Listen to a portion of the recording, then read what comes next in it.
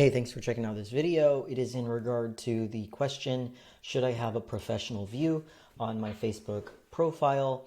Now, I ended up choosing the professional mode and professional view for one main reason, because I wanted the data or the insight on who's my best client, right? Because I'm utilizing my Facebook, a free social media platform, personal profile account, in order for me to build my personal brand, know, like, and trust factor, and that allows me to not only give value and attract ideal clients and stuff like that, but it also allows insight into who I am.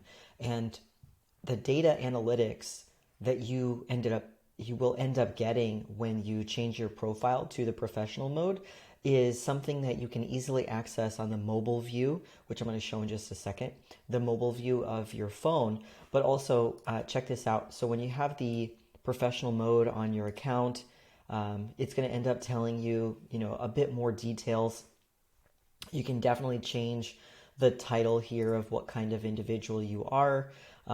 It is going to, so just for food for thought, if you do end up changing to professional mode, it is going to say if you're running ads, because typically when you run ads, you need to have your account either in professional mode or you have a page that ends up linking to a business, something that you kind of want to have in the back of your mind, just simply because as you grow your business or your personal brand, you're going to find that there is more room for people to kind of copy you.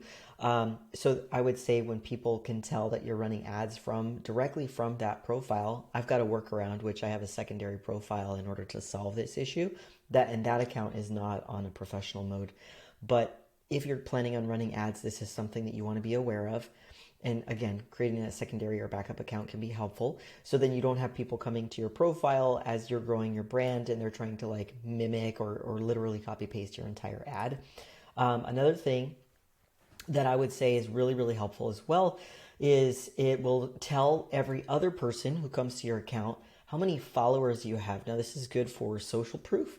But beyond that, it's not really anything else that I would say is a main priority. Some individuals, yourself included, if you do choose to have professional mode turned on, some individuals have groups. Now, if you're, let's say, using a community funnel, let's say that you're building your personal brand or you're selling a course or you have, a coaching program of some kind, you most likely are going to, at some point in time in the duration or span of your entrepreneurial journey, utilize the community funnel. Now, the community funnel just simply means you're going to probably have a Facebook group at some point, and that allows you to give value and kind of nurture your audience. It's a little bit more of a tight-knit group. It's intimate setting, and it allows for higher conversions, right, because of the intimacy. So when somebody else or yourself have this professional mode turned on, this is going to be visible. Again, it's just food for thought. I'm not encouraging that you're going to go into some sort of like scarcity mindset or whatsoever, decide that you're going to turn inward. But it is important for you to know that this is a strategy for other people who are using organic methods to basically reverse engineer what it is that you're doing and kind of, utilize part of your overlapping audience. So it's just something for you to be mindful of. It's not a reason for you to not choose a professional mode. But when you click right here, more groups will appear and it will tell you what other groups the person is part of. Now, there are a couple of groups that I used to be an admin for, and unfortunately they had, a couple thousand plus people, and me being an admin or a moderator in those other groups, this is important if you're a community manager or something like that, it is going to appear here in the breakdown. So I'll give you an example of a person who's way more famous than me. That would be Tony Robbins, right? So I'm going to click Tony Robbins. Here we have Tony Robbins. He's got the professional mode account. I click more, and here we see groups and also all his lives. And this can be helpful if you're utilizing organic marketing. But again, just remember that if you put yourself in professional mode, other people are also going to be able to leverage the exact same strategy to identify, oh, okay, here's this person's group, and maybe it's a free group and it's private, and I can go in there and probably do some version of lead gen, etc. So it's just something for you to know. Let me go ahead and show you the mobile version and the dashboard for the data analytics. All right, so on mobile, you're just going to click on the Facebook app to where it says see your profile, which should be like up here in the top left section, tiny bit underneath the bio section, say see dashboard. There we go. And it's going to take you directly to Now, also, you can in fact do this same thing, real similar, on the desktop view, but I just happen to like the mobile version a little bit better. Go to Profile, View Tool. What I love personally is it tells you a couple things. You can view which types of content are performing and like ultimately what types of engagement. So this can reinforce what types of content are performing well right now that you need to essentially like duplicate or do more of, or more versions or iterations of that same style post.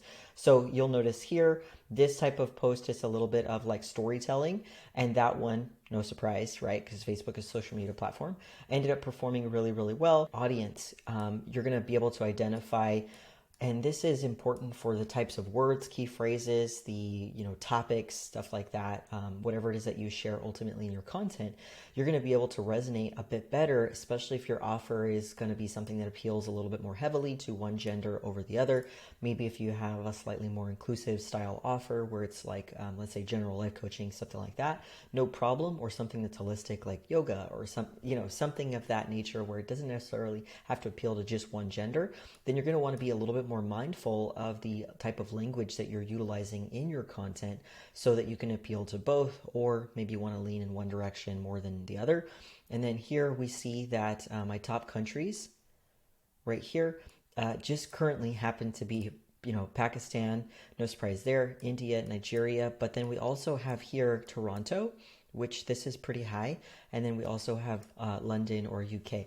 Now what can I use? How can I use this information? How can I use it for leverage for myself? It's almost like the tonality or the vibe that you're bringing to the table is something that you kind of want to be mindful of, just at a core level, core sociological and psychological level, right?